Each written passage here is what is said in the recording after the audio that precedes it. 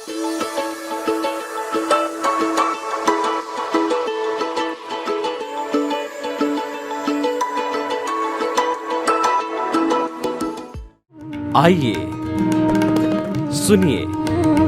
देखिए, समझिए सनातन सत्य।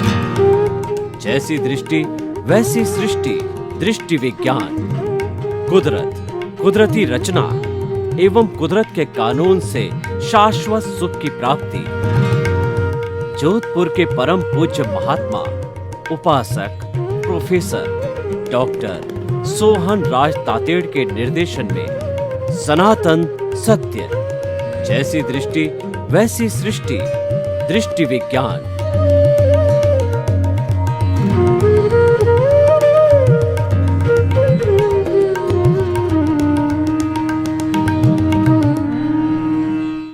भाई और बहनों, मातृशक्ति को नमन। स्टूडियो में आपका हार्दिक स्वागत है, अभिनंदन है, सत्कार है। आत्मविज्ञान, साइंस ऑफ द सोल कार्यक्रम के अंतर्गत हम आपको सही दृष्टि, सही सोच, राइट विजन, राइट थिंकिंग के तहत आपकी जितनी जितनी नकारात्मक सोच है, जितने जितने आपके बुरे भाव, बुरे विचार है, उसको हम सकारात्मक सोच में बदलते हैं, उसको हम अच्छे विचारों में बदलते हैं।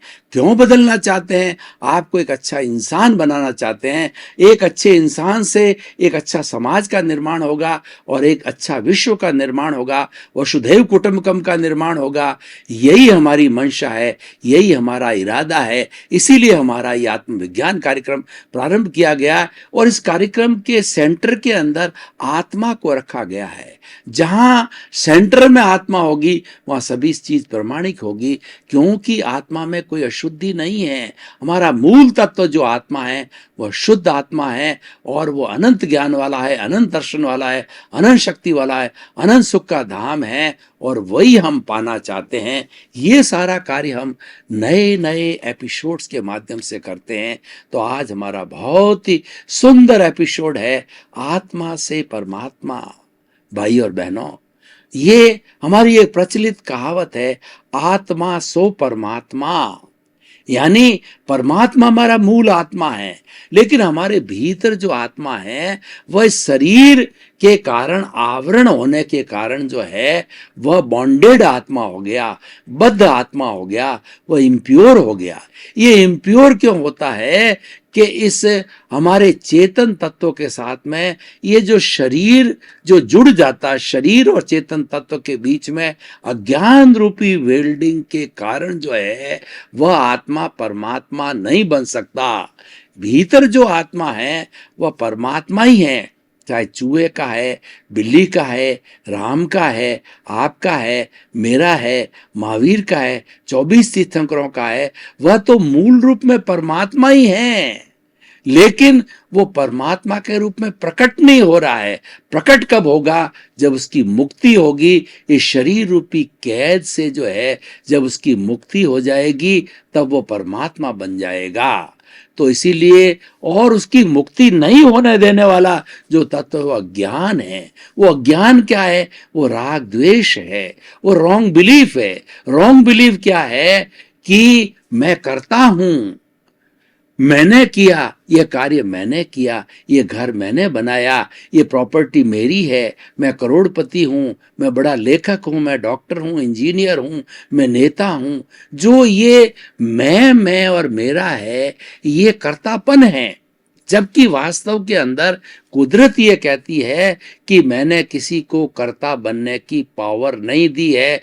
पावर ऑफ अटॉर्नी किसी भी प्राणी को, 84 लाख जीवा योनि के प्राणी को नहीं दी है। वह उसका ज्ञान है कि वो अपन को कर्ता मानता है। कर्ता तो व्यवस्थित शक्ति है, साइंटिफिक सर्कमस्टेंशियल एविडेंसेज है, वही करता है। और वो हर व्यक्ति के उपादान, यानी जैसे जैसे पूर्व के जो भाव कर्म किए होते, हर जीव के, हर प्राणी के, और उसका इस जन्म के अंदर जो उसके द्रव्य कर्म बनते हैं, उस द्रव्य कर्म के अनुरूप जब वो उदय में आते हैं या जब उनका प्रारब्ध होता है, तो वो मात्र जो है वह संजोग जुटाती है, वो निमित्त जुटाती है। इसलिए व्यक्ति भी एक निमित्त है। हम न तो करता है और न किसी प्राणी को कर्ता में समझना। मैं करता हूं और विश्व का हर प्राणी जो है, मैं अकर्ता हूं, विश्व का हर प्राणी अकर्ता है। ये भावना होनी चाहिए, तब जाकर के ये आत्मा परमात्मा बनती है। अकर्ता भाव होना चाहिए, मतलब इस शरीर का मालिकीपन और कोई भी अपने जड़ पदार्थ का मालिकीपन जब हटता है और व्यक्ति अकर्ता बनता है, तब धीरे धीरे उसका जो कार्बन शरीर है वह शुद्ध होता है, और वह शुद्ध अवस्था के अंदर धीरे धीरे जब जीरो हो जाता है, तब वो आत्मा से परमात्मा बन जाती है। अब आत्मा हमारी परमात्मा है। उसके उसके तीन जो है क्लासिफिकेशन है, वर्गीकरण है, तीन अवस्थाएं हैं।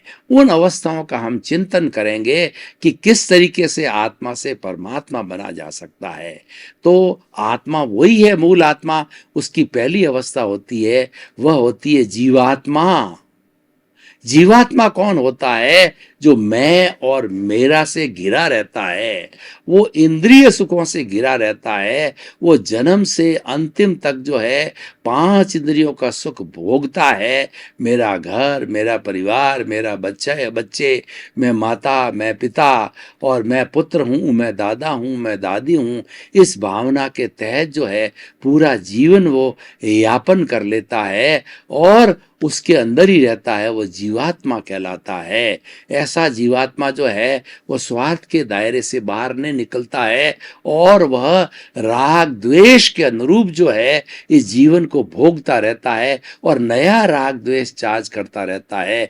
यानी इसके अंदर चार्जिंग और डिस्चार्जिंग दोनों एक साथ चलते रहते हैं, क्योंकि जो है वह पूर्व जन्म से जो लेके आया वो तो डिस्चार्ज है, और इस जन्म का नए भाव करके, नए कॉजेज डाल करके, नए कर्म बीज डाल करके, और वह जो एक नया जो है चार्जिंग बनाता है, नया कार्बन शरीर, कॉजल बॉडी बनाता है, लिंग शरीर बनाता है, और वह अगले जन्म में उसके अनुरूप जो है भुगतता है और सुख दुख की अनुभूति करता है। तो भाई और बहनों, ये सारा सामान्य व्यक्ति जो है वो जीवात्मा होता है, और उसकी जितनी भी कर्मजा शक्ति है, जिसको हम प्राण ऊर्जा कहते हैं, वह भोग में, विलास में, खाने में, पीने में, eat drink and B Mary, इंद्रिय सुखों के अंदर ही बिता देता है। उसके अलग की स्थिति उसको भान भी नहीं रहती। सामान्य व्यक्ति यही करता है, और जितने हमारे पशु पक्षी है उनका जो है ज्ञान बहुत कम विकसित है, इस कारण वो तो ऐसा करते ही है। अब दूसरी आत्मा का जो है हमारी अवस्था है, वो है हमारी अंतरात्मा। यहां से परिवर्तन चालू होता है। ये परार्थ की भूमिका है। पहली भूमिका थी स्वार्थ की भूमिका।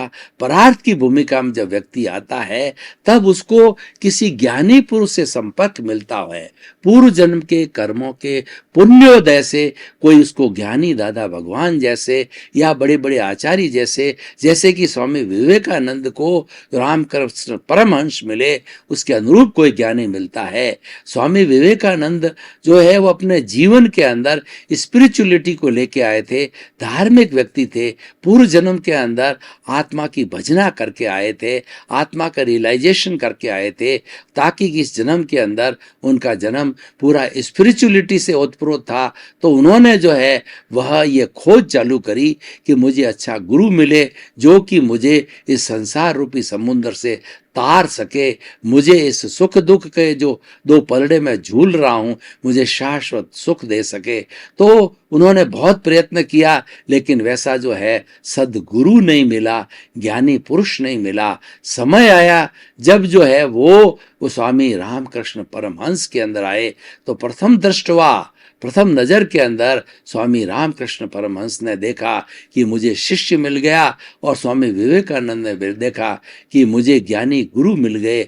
और बहुत लंबी बात है, उसके बाद के अंदर उन्होंने जो है एनलाइटनमेंट को प्राप्त किया कि जो है वो रामकृष्ण परमहंस ने बोला कि तुम बहुत काफ़ी 1 डज़न भाई बहन हो और तुम्हारे घर के अंदर खाने की पूरी व्यवस्था नहीं है, आर्थिक कमजोरी है, तो तुम्हारे आर्थिक स्थिति अच्छी बने तो मैं देवी का भक्त हूँ, भीतर जाकर के देवी से मांगो कि मुझे अर्थ की प्राप्ति हो। तो लेकिन जब स्वामी विवेकानंद जो रामकृष्ण परमहंस से ये बात सुन करके देवी के सामने प्रकट हुए तो देवी का वो जो विशाल स्वरूप, विराट स्वरूप, वो शांतिमय स्वरूप, आनंदमय स्वरूप को देख करके वो बात तो भूल गए और उन्होंने उस दिव्य प्रकाश के अंदर देवी से माना कि हे goddess, give me the enlightenment, मुझे मेरे मेरे स्वयं के अस्तित्व की जानकारी कराओ, मुझे सद्ज्ञान दो, मुझे ब्रह्म ज्ञान दो और मुझे मोक्ष का ज्ञान दो। तो देवी ने उनको एनलाइटनमेंट मिल दे दिया और वो अंतर आत्मा बन गए। तो किसी ज्ञानी की कृपा से जो है हम अंतर आत्मा बनते हैं। दादा भगवान बहुत बड़े ज्ञानी हुए हैं, तो ऐसे वो अक्रम विज्ञान के ज्ञानी वो क्या करते हैं, जब उनसे पास में ज्ञान लेते हैं तब 100% हमारे को वो आत्मा की प्रतीति करा देते हैं कि तुम शरीर से अलग एक जो शुद्ध आत्म तत्व हो, हालांकि अभी शुद्ध हुए नहीं हो, लेकिन वो प्रतीति हो जाती है कि मैं शुद्ध आत्मा हूँ, मैं ज्ञाता हूँ, मैं दृष्टा हूँ, मैं जानने वाला हूँ, मैं देखने वाला हूँ और मैं अनंत ज्ञान वाला हूँ, मैं अनंत दर्शन वाला हूँ, मैं अनंत शक्ति वाला हूँ, मैं अनंत सुख का धाम हूँ, मैं सच्चिदानंद हूँ। ऐसी वो प्रतीति पैदा कर देते हैं और साथ साथ में बड़ी कृपा करके वो हमारे को जो है लगभग 15% जो है इस प्रतीति के साथ के अंदर हमें जागृति दे देते हैं। जागृति का अर्थ 15% हुआ कि 24 घंटे के अंदर आप जो है 2-3 घंटे धीरे धीरे टुकड़ों टुकड़ों में उसको याद रखो। तो हमें अभ्यास करना है। अब ये प्रतीति हमारी 100% है, वो जागृति को हमें बढ़ाना है, जागृति को 15% से 100% करना है। यानी 24 आवर्स के अंदर हम ये कभी नहीं भूलें कि शरीर में रहते हुए भी मैं शुद्ध आत्मा हूँ, शरीर अलग है, मैं अलग हूँ, ये शरीर जड़ है, ये नाशवान है, मैं तो चेतन हूँ, मैं तो शाश्वत हूँ, मैं तो हमेशा रहने वाला हूँ, मैं अजर हूँ, मैं अमर हूँ।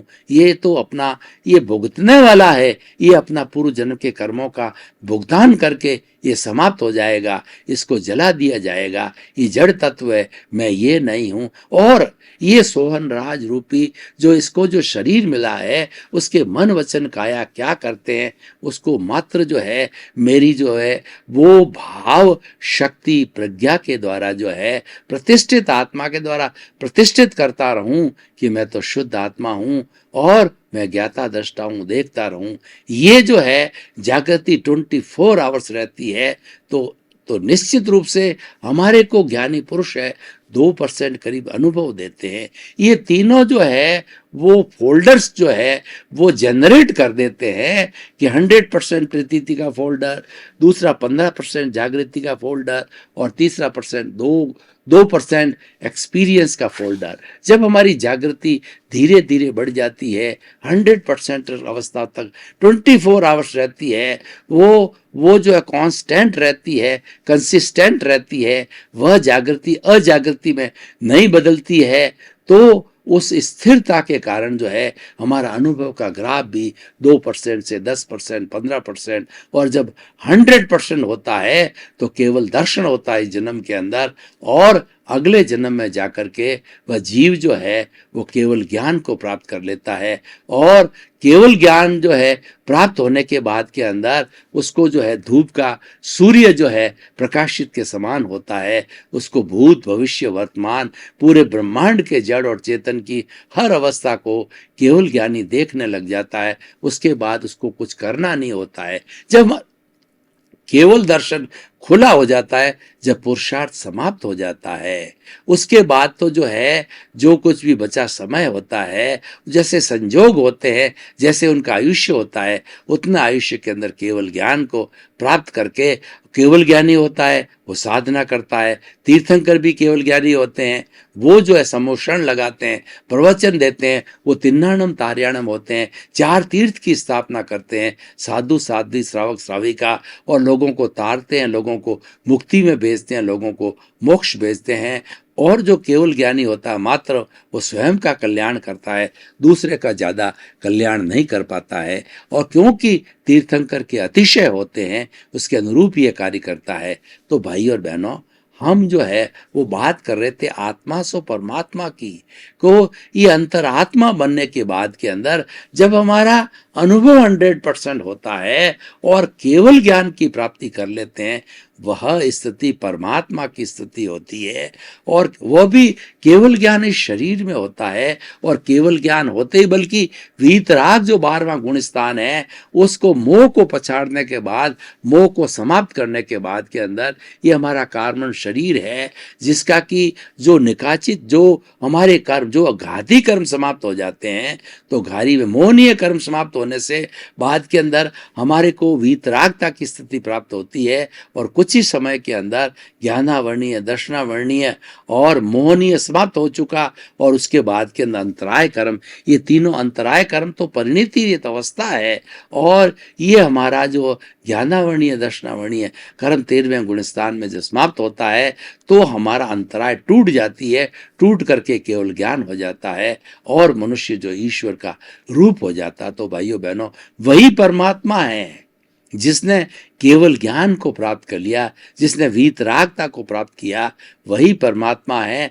और वह शरीर के अंदर परमात्मा कब तक रहता है? जब तक उसका आयुष्य काल बाकी होता है, क्योंकि आयुष्य के अधीन रहता है। आयुष्य हमारा अघाती कर्म है, 4 अघाती कर्म होते हैं, शरीर से जुड़े हुए रहते हैं। और वो तीर्थंकरों को भी उनके शुभ होता है, लेकिन वो शुभ कर्म जो है उनको इरियापथिक बोला जाता है। एक क्षण के अंदर शुभ कर्म का बंधन होता है, दूसरे क्षण के अंदर वह शुभ कर्म है वो भोग लिया जाता है। वो मात्र जो है हमारा जो अघाती कर्म कौन कौन से होते हैं? वेदनीय, आयुष्य, नाम और गोत्र। तो वेदना का जो है उनको शुभ वेदना होती है, अशुभ वेदना नहीं होती है, लेकिन आयुष्य बाकी होता है। तो उस आयुष्य को भुगतने के लिए, उस अघाती कर्म को भुगतने के लिए वह केवल ज्ञानी जो है जिंदा रहता है। और जब वो आयुष्य का समाप्त हो जाता है तो वो सिद्ध बुद्ध मुक्त और परमात्मा बन जाता है, सिद्ध शिला में विराजमान हो जाता है, और 84 लाख जीवा योनि के चक्कर के अंदर नहीं भटकता है। तो भाई और बहनों, हमने देखा कि ये सारा चिंतन किया कि आत्मा से परमात्मा हुआ जा सकता है, हो सकते हम। ज्ञानी पुरुष की तलाश कीजिए और ज्ञानी से ज्ञान लेकर के और जो है हमारे अज्ञान को मिटाइए। ये अज्ञान रूपी वेल्डिंग है, ये शरीर और आत्मा के बीच में पड़ा होता है। इस वेल्डिंग को काटना है। जो ही वेल्डिंग पूरा कट जाएगी, ये वेल्डिंग हमारा कार्बन शरीर है, जो कि हमारा जड़ तत्व है। और ये चतुस्पर्शी जो है कर्मों के कारण जो ये जो है वह हमारा पुण्य और पाप के रूप के अंदर ये पैदा हुआ होता है। इसको समाप्त करना है, वो हमारा मुख्य लक्ष्य होता है, और उसी से हम परमात्मा बनते हैं। भाई और बहनों, इस एपिसोड को जो है आज हम वर्तमान परिप्रेक्ष्य में कसौटी पर कसें तो इससे व्यक्ति को क्या लाभ है, और जो समाज को क्या लाभ है, विश्व को क्या लाभ है, ये विश्वव्यापी कैसे बन सकता है। तो मैं बताना चाहता हूं कि व्यक्ति अगर आत्मा से परमात्मा बनने का चिंतन करे, वैसा भाव करे, वैसा प्रतिष्ठा करे, तो बन सकता है। इस जन्म में नहीं तो आने वाले कुछ जन्मों के अंदर बन सकता है। उसके अंदर तड़प होनी चाहिए। Where there is a will there is a way. जब व्यक्ति को जो है जहां चाहा वहां रहा, व्यक्ति की चाह होनी चाहिए, व्यक्ति का इंटरेस्ट होना चाहिए, उस दिशा के अंदर जाता रहेगा। यानी हमारी जागृति है, प्रतीति तो हमें ज्ञान लेने के बाद हो जाती है, लेकिन जागृति जो है पूरी नहीं रहती है। कभी हमारा जो पूर्व जन्म के कर्मों का फोर्स बाकी होता है, जो डिस्चार्ज बाकी होता है, वो हमें अजागृति में डाल देता है। और पुरुषार्थ है वो जागृति में रहना। देखिए, शरीर के साथ जो हमारा कार्य हो रहा है, कर्मों का भुगतान हो रहा है, वो अपना कार्य कर रहा है, वो उदय है, वो प्रारब्ध है, लेकिन हमें उसके साथ जुड़ना नहीं है। अगर हम उसके साथ जुड़ गए तो फिर राग द्वेष हो जाएगा, फिर जो है नए कॉजेज पढ़ेंगे, और नए कॉजेज पढ़ करके और फिर जो है अगला जन्म हमें धारण करना पड़ेगा उस कॉज के कारण कि वो कषाय को जन्म देता है। तो वैसी स्थिति पैदा न हो तो हम जागृति में, हम पुरुषार्थ में रहें। हमें जो ज्ञान देने वाला है वो हमें पुरुष बना देता है कि हे पुरुष, तो पुरुषार्थ कर। पुरुषार्थ क्या है कि जागृति में रहना। जागृति क्या है? स्वभाव में रमण करना। मैं ज्ञाता दृष्टा भाव वाला हूं, और जो कि सच्चिदानंद है, जो कि चेतन है, जो कि शाश्वत है, वो समाप्त नहीं होता। और ये समाप्त होने वाला ये पुद्गल है, ये जड़ है, ये परमाणु है, ये समाप्त होता है। और ये चार्ज होता है, ये डिस्चार्ज होता है। किसकी हाजिरी में होता है? परमात्मा की हाजिरी में होता है। जो शुद्ध आत्मा भीतर बैठा है उसकी हाजिरी में होता है। और शुद्ध आत्मा जो है वही हमारा परमात्मा है। वह इस शरीर से अलग होना चाहता है, मुक्ति को प्राप्त होना चाहता है। तो वो मुक्ति से जो प्राप्ति का जो साधन है वही आत्मा से परमात्मा बनने का जो है वो साधन होता है। और आत्मा सो परमात्मा कहा गया है। ये भी बात सही है कि सब में जो मूल आत्मा है वो सबकी एक जैसी है, सब में समानता है। वो समानता भूत भविष्य वर्तमान सब में मूल आत्मा में कोई फर्क नहीं आता है। मूल आत्मा तो स्थायी होती है, स्थिर होती है। जो बदलता है वो जड़ है, क्योंकि जड़ है वो गलन मिलन धर्मा होता है। जड़ के अंदर जो है वो पर्याय बदलते रहते हैं। कभी उत्पाद होता है, कभी व्यय होता है, और उत्पाद व्यय के साथ में, हालांकि वो जड़ ही रहता है, वो चेतन नहीं हो सकता। उसको द्रव्य कहते हैं। अपने स्वभाव में रहना वो द्रव्य कहलाता है। और उत्पाद का मतलब उत्पन्न होना, व्यय का मतलब समाप्त होना। हम आपको एक उदाहरण देना चाहते हैं उत्पाद और व्यय के ऊपर। मान लीजिए एक औरत जो है उसके अपने कड़ों को, रिंग्स को जो है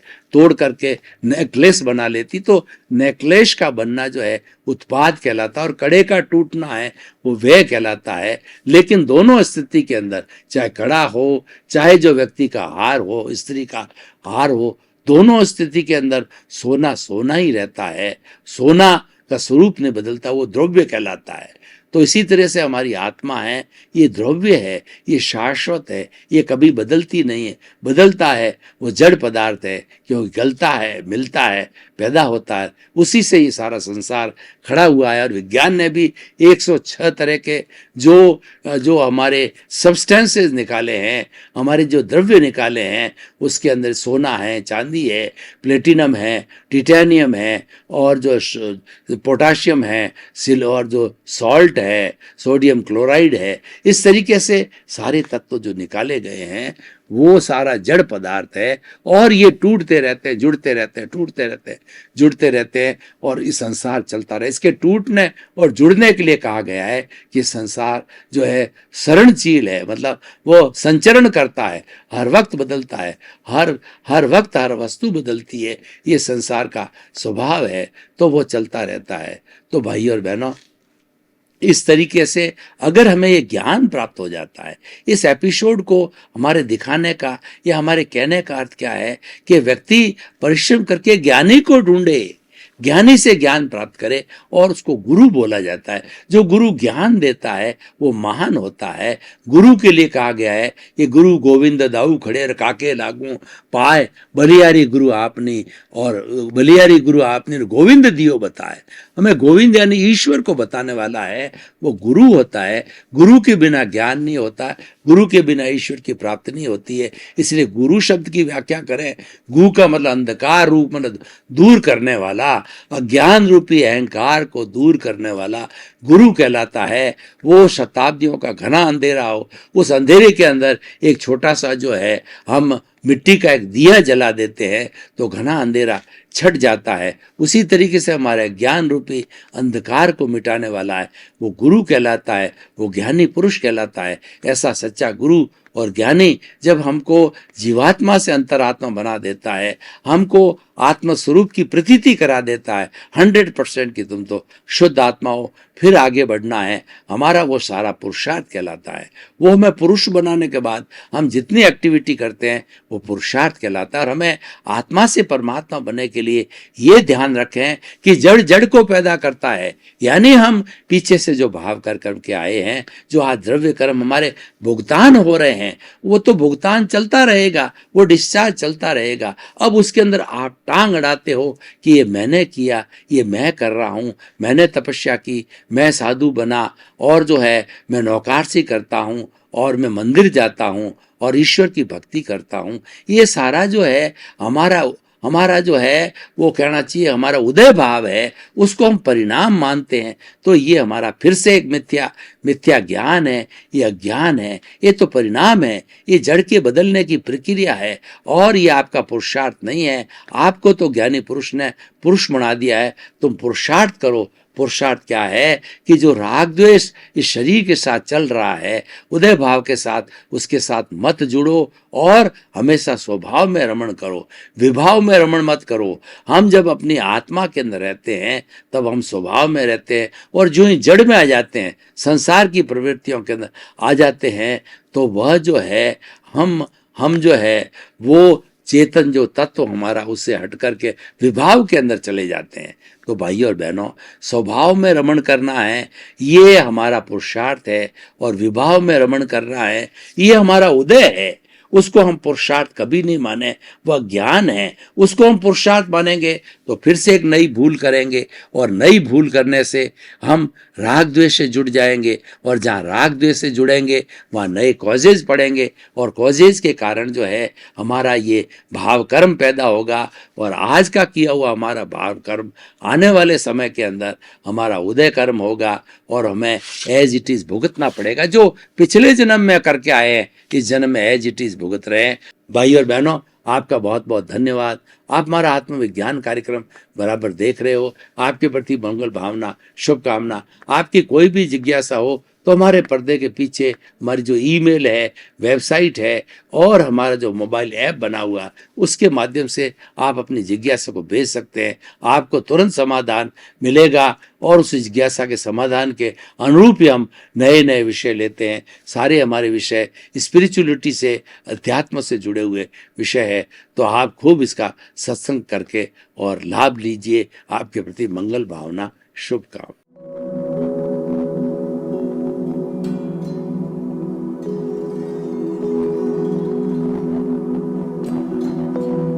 एक ऐसा अंतर्राष्ट्रीय ख्याति प्राप्त मानव जो गुरु प्रेरणा से पिछले 20 वर्षों से वानप्रस्थ जीवन जीते हुए 24 घंटे मानवता की सेवा में संलग्न है।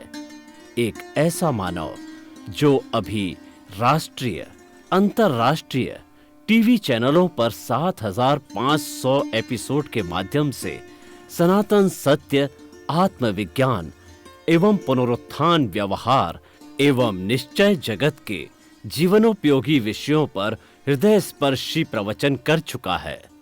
उस मानव का नाम है महात्मा उपासक प्रोफेसर डॉक्टर सोहन राज तातेड़।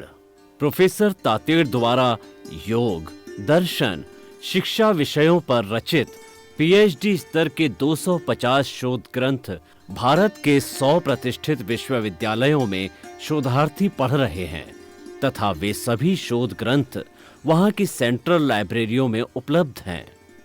महात्मा सोहन राज ने अभी तक हजारों स्कूलों, कॉलेजों, विश्वविद्यालयों एवं संस्थाओं में सेमिनार, वर्कशॉप, कैंप लगाकर लाखों विद्यार्थियों को योग, दर्शन, शिक्षा का प्रशिक्षण देकर उन्हें सुसंस्कारित किया। डॉक्टर तातेड़ ने भारतीय संस्कृति उत्थान के 4000 से अधिक समसामयिक विषयों पर आर्टिकल लिखकर ऑनलाइन जर्नल, पत्रिकाओं, वेबसाइट्स पर प्रकाशित किया, जिसका उपयोग लाखों पाठक कर रहे हैं। उपासक तातेड़ के 5000 से अधिक आज का सुविचार, आज का शुभ संदेश, आज का मंगल भावना योग आदि चिंतन websites, Twitter, blogger, Facebook, YouTube माध्यमों से लाखों लोग अपना जीवन निर्माण कर रहे हैं। मानवता के मसीहा ऐसे महामानव महात्मा सोहन राज तातेड़ के प्रोफाइल को अभी तक विश्व के 20 लाख दर्शक यूट्यूब पर, 12 लाख गूगल पर एवं लाखों दर्शक फेसबुक, ब्लॉगर, ट्विटर और इंस्टाग्राम पर देख चुके हैं।